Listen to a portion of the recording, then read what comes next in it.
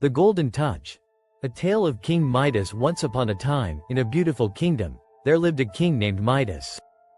King Midas loved gold more than anything else in the world. He had piles of gold coins, golden goblets, and even golden statues in his palace. But no matter how much gold he had, he always wanted more. One day, while counting his gold, a magical being appeared before him. It was a kind fairy who had been watching the king. She said, "King Midas, I can see how much you love gold. I will grant you one wish. What do you desire?" Without thinking, King Midas exclaimed, "I wish that everything I touch turns to gold."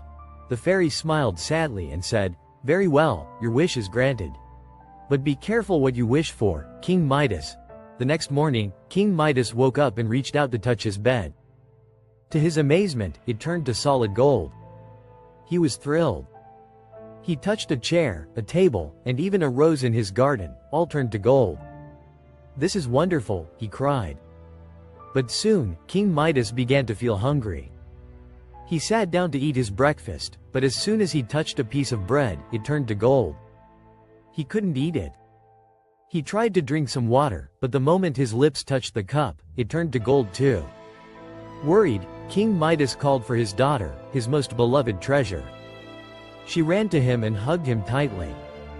But to his horror, she turned into a golden statue. King Midas was heartbroken. He realized his wish had become a curse.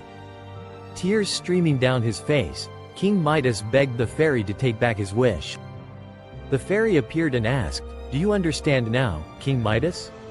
Gold is not the most precious thing in life." "Yes," cried the king. "I would give all my gold to have my daughter back."